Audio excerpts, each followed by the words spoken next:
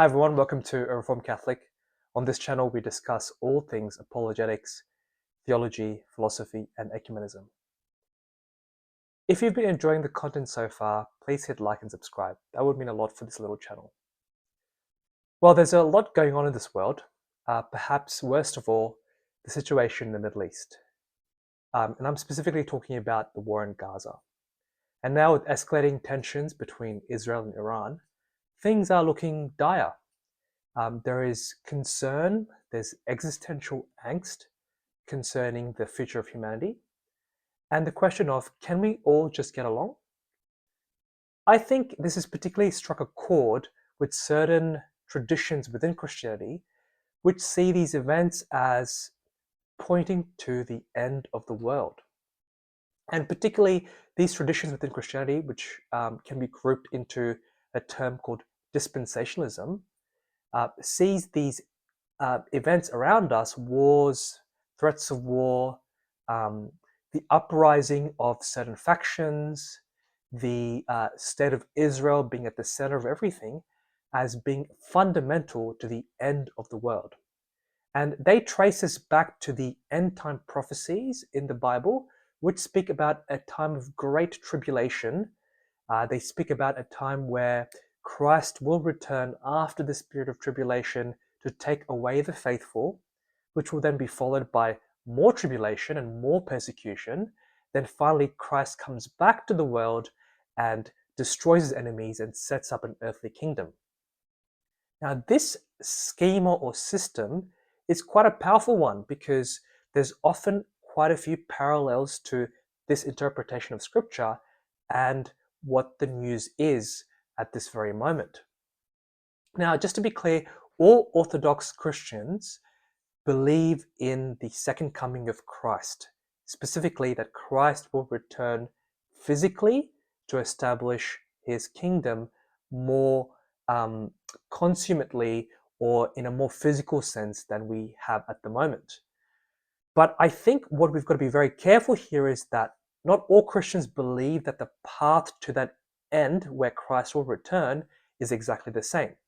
Some have a very pessimistic view, such as the dispensationalists that I've just mentioned. They speak of this intense period of persecution before the end.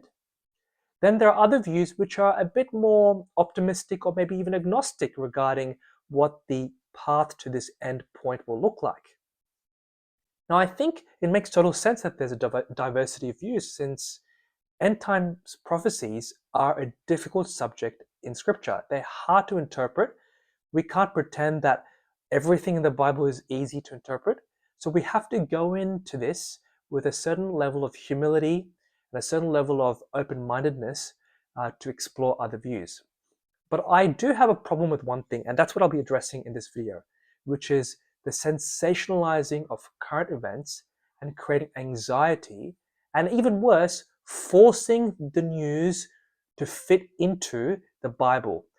Or in another way, reading back what we see around us back into the Bible.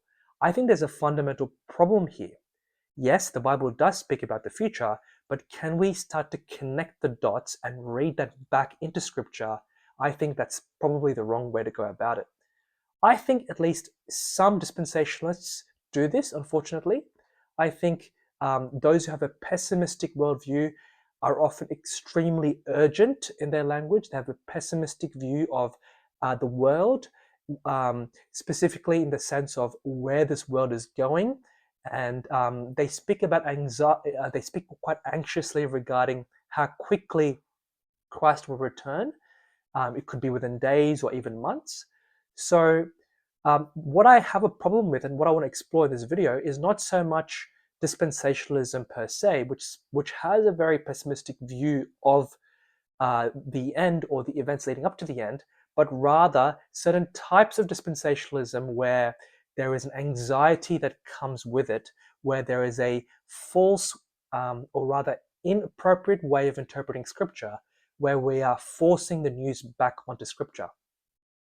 Now, all of this came about because a friend of mine sent through a video which went viral on TikTok. Now, I'm not on TikTok, but I think this is worth addressing. So let's have a look at this clip. Have been. So we know we're in the end times. But how do we know that we're the final generation? When we get to verse number 32, what we'll find out is he gave a sign when the fig tree blooms. And it tells you exactly what's going to take place. And he says, this generation will not pass. And it tells you when Israel becomes a nation, that's the generation. We're the final generation. May 14th, 1948, Israel became a nation. If you were born after that and you live long enough, you're part of the generation that will see the rapture. Yeah. We're the final generation. But I want you to think about this. If we're the final generation, we're 2021. What does that mean? It means the Antichrist is alive and well on the earth right now. So in this video that I've just played, or at least a snippet of the video I've played, the speaker is referring to the Gospel of Matthew, which talks about the fig tree blooming, which is a metaphor for, look, the end is about to come. It's around the corner. And specifically, he refers to the fact that we right now are in the final generation that Christ is speaking about. And that this generation that is alive right now, from when Israel was first founded in 1948 as a nation state, will experience the end. He then goes on to talk about the fact that this generation we're in today will see the rapture, which is the coming of Jesus to take away the faithful. And he speaks about the Antichrist being alive at this very moment. And he makes quite a few connections to the prophecies of Jesus in the Gospel of Matthew. Now the question is this the correct way of interpreting Matthew and generally Jesus' prophecies in the Gospels? Is it true that the generation that we're alive in right now will experience the end? Can we say that with a certain amount of confidence? I think in order to explore this question, the first place we've got to start with is our interpretive method. Who is Jesus talking to? Who is his audience? Well, Matthew, Mark, and Luke all have these prophecies regarding the future, which is often referred to as the Olivet Discourse. But we've got to be very careful here. First and foremost, Matthew, Mark, and Luke are writing to the immediate hearers or readers of their Gospels. Is Matthew writing to the people of his day, or is he writing to the people of this day? I think primarily Matthew's Gospel is written to a Jewish Christian audience addressing their particular concerns around Jesus' identity, his rejection by the Jewish leaders, and the inclusion of the Gentiles within God's plan. And similarly, Mark and Luke have their own purpose for writing. What we've got to be very careful of here is we can't assume that Matthew, Mark, or Luke are directly writing to us. Yes, all scripture is written for us and for our benefit, but it's not written about us necessarily. It is written so that we can understand who God is, who Christ is, who we are, and what the future holds. But first and foremost, it is written for the immediate hearers and readers of these Gospels. So that's where we have to start. And I think this is really clearly seen within the text that the speaker is referring to, because Matthew is clearly writing to the people of his day. Sure, these things apply to us to a certain extent, but he's writing to the people of his day and what's about to happen in that context. And we can see this in at least two places. The first is we see at the start of Matthew 24 that Jesus seems to be talking about the Jerusalem of his day, particularly the temple in Jerusalem. This is not talking about almost 2 millennia later where Israel will be a nation state, as the speaker talks about. He even says, "Do you see all these things?" Jesus asked. "Truly I tell you, not one stone here will be left on another. Every one will be thrown down." So Jesus is pointing to the temple in Jerusalem and saying, see these things? See this temple? Not one stone will be left unturned.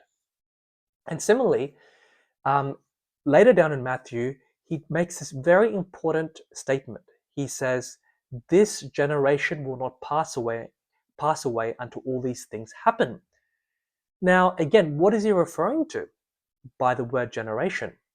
What Jesus is referring to, I think, is that the temple and Jerusalem more broadly will be destroyed within the lifetime of the hearers. Now, on this viral TikTok video, the speaker wants to stretch the generation language to say that that is speaking to us today, but that is simply not the case. There's a difference here in interpretive method. Did these things that Christ is talking about refer to the events of the days of the hearers, or is it referring to us right now? I strongly believe that because Jesus is in a physical location pointing to a temple and speaking to the hearers saying, this will happen within your generation, he's referring to the people of his day and not us directly. Now, the question is, if Jesus is making all these prophecies about war and desolation and famine and all these kind of prophecies you see in Matthew, Mark, and Luke, did these actually come to pass? Did Jesus say the truth when he said that the temple will be destroyed or that Jerusalem will be destroyed? Or were his prophecies failed prophecies? And should we be doubting what Jesus said about himself and his authority? To answer this question, we actually have to go back to the year 70. In 70 AD, during the first Jewish-Roman War, the Second Temple in Jerusalem was destroyed by Roman forces led by Titus.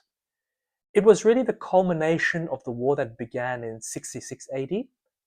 Again, this is in the lifetime of at least some of the hearers of Jesus' message, exactly as Jesus mentioned. So the Roman forces, after a lengthy siege of Jerusalem, breached the city's walls. It eventually set fire to the temple. Now, historians think that more than 1 million people perished, 1 million Jews perished during such a short period of time. It was really the Holocaust before the Holocaust.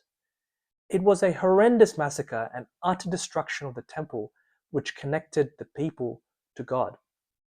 By the way, this event is still mourned by Jews today as they look forward to the rebuilding of the Third Temple. Now, the events of this war are recorded in quite a bit of detail by this historian of that time called Flavius Josephus, who, by the way, was Jewish. He thought Jesus was a wise man, but he wasn't a Christian by any stretch. And he records the events of the war, and amazingly, they bear remarkable similarities to the predictions of Jesus in Matthew, Mark, and Luke. So in order to help paint the parallels between what Jesus prophesied about in Matthew, Mark, and Luke and what actually transpired in the lifetime of the hearers of these prophecies, we're going to quickly step through 8 parallels to show that actually this is referring to past events and not current events. The first is the destruction of the temple. In Matthew 24:2, as we previously saw, Jesus says, "Truly I tell you, not one stone here will be left on another. Every one will be thrown down." Now, Jesus is predicting that the temple in Jerusalem will be completely destroyed with not even one stone left upon another. Now, let's have a look at what Josephus records about the war that happened between the Jews and the Romans. He actually says in the Jewish war that the destruction of the temple was so complete, was so extreme, that anyone would think no one even inhabited this place. So Josephus is saying that is mirroring Christ's prediction that the destruction would be so complete that not even one stone would be left unturned. The second sort of prediction or parallel that we can see is the false messiahs and deceivers that Jesus talks about. In Mark chapter 13, verses 5 to 6, he talks about the fact that, watch out that no one deceives you. Many will come in my name, claiming I am he, and will deceive many. So Jesus is warning about false messiahs and prophets who will deceive many people before the war.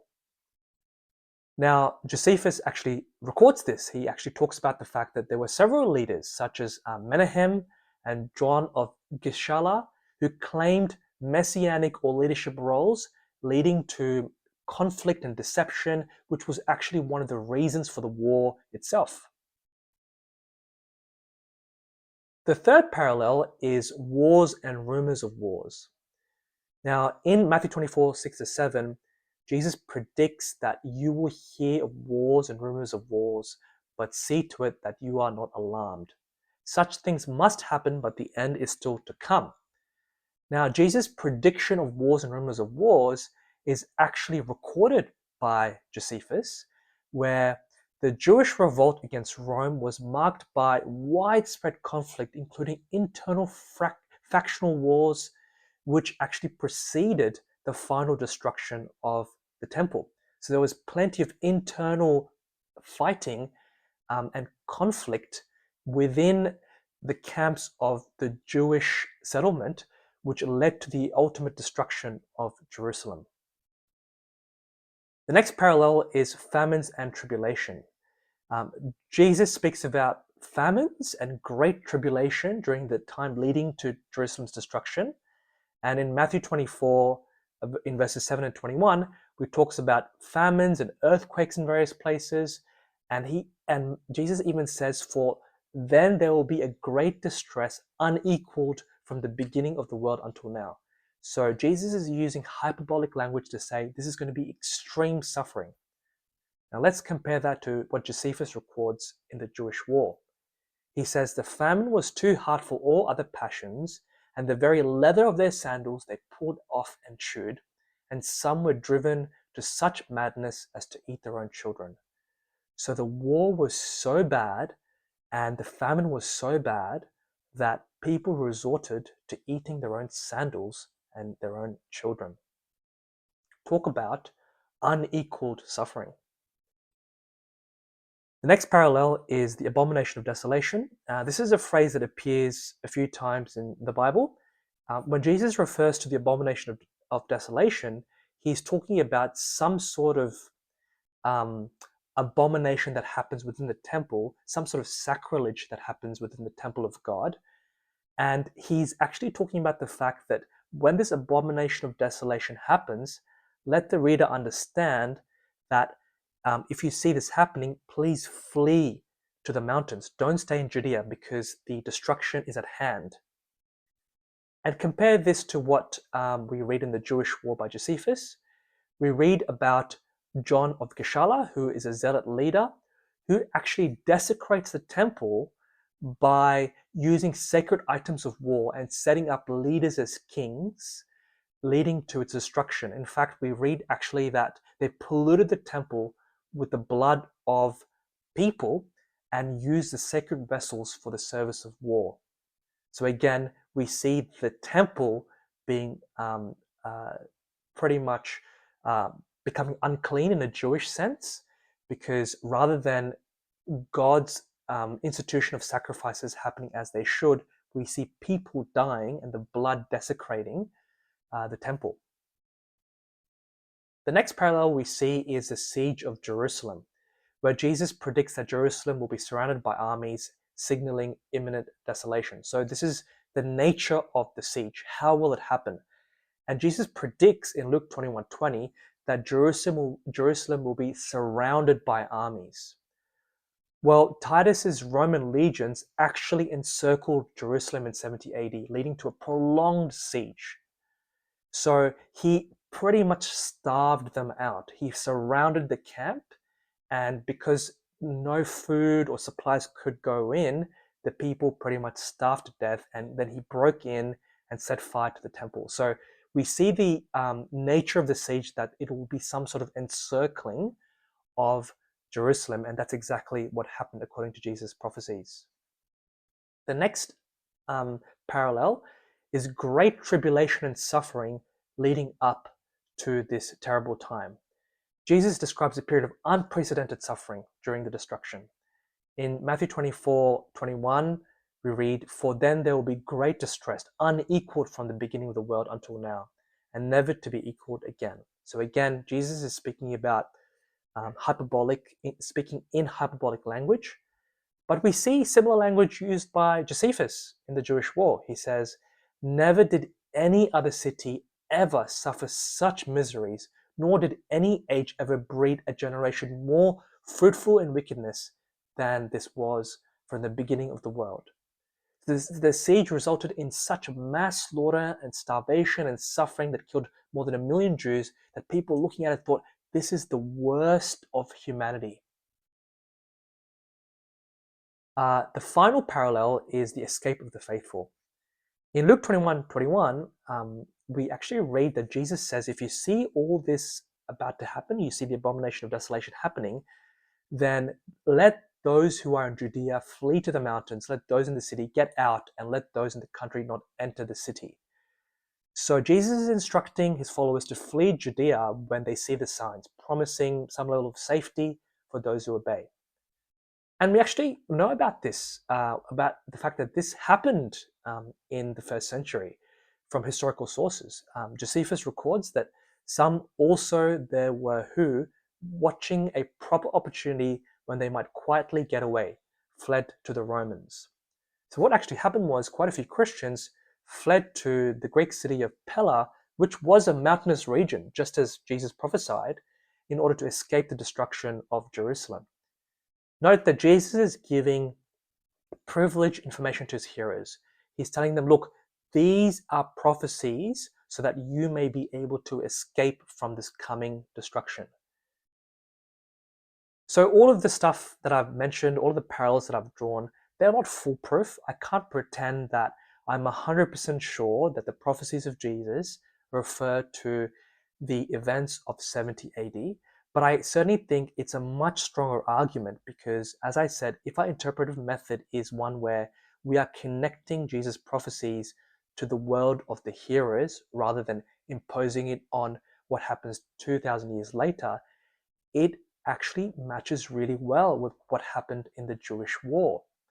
And the prophecies of the Olivet Discourses actually point out a destruction of Jerusalem and the temple that is local rather than universal. Remember the speaker that we heard before on that viral TikTok video seemed to universalize the suffering and the destruction that is about to happen. Well, that is not the case. We actually see that this is a localized destruction of the temple that is relevant to the hearers of Jesus' prophecies. Jesus' predictions definitely came to pass. He wasn't predicting what was going to happen 2,000 years later. He was predicting what will happen within the generation of his hearers. And Jesus was completely right. So whatever you make of all of this, I think we should be very careful about not being tempted to take what we read in the news or what we see on social media and the wars that we are seeing happen over and over again and forcing it back into scripture. And unfortunately, there are certain strands of pessimistic Christianity which seem to do that. And this is not the first time. When 9/11 happened, people thought Jesus was going to come back. When the Y2K scare happened in the year 2000, people thought he was going to come back. When World War II happened, people thought he was going to come back. When World War I happened, people thought he was going to come back. So at every turn where history takes a backward step and we see utter chaos and destruction, people are very quick to jump to connecting the words of Jesus to the events that they see around them. But that is not how we should be interpreting scripture. We need to be interpreting scripture in light of who Matthew, Mark, and Luke, or any other writer of the Bible, is writing to. So whatever you make of all of this, I want to talk about some practical applications. If you are one of these Christians who has a anxious, pessimistic eschatology, it has certain effects on your life. It will have certain effects on your life if it hasn't already. You know, it can certainly produce some short-term fruit. If you're a Christian who holds to such a dispensationalist view, then maybe you'll have an urgency to tell your neighbor about Jesus. Maybe you will even want to go on short-term mission or give away your wealth to the poor. But here's the question. Will you want to go to a remote tribe, spend 2 years learning the language, and translate the Bible? Will you want to build a hospital? Will you want to get married and have children? Will you want to spend years reforming laws against the unborn and the enslaved? Sure, you may still do all of this if you have a pessimistic eschatology. In fact, I think quite a few dispensationalists do a lot of this. But you will have some level of cognitive dissonance. Because why do all these things that take time when there is no time? If the whole world is going to hell in a handbasket tomorrow, why think about the day after? Why play the long game when the time is short?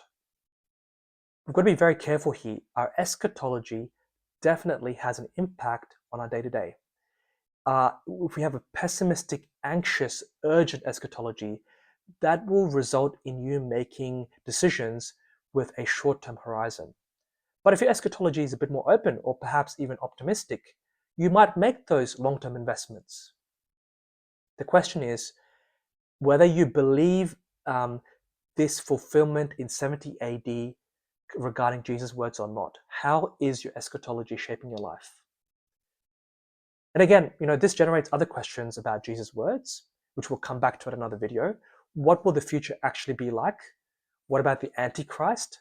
What about Jesus' second coming? How does that fit into the picture? And we'll cover that in another video.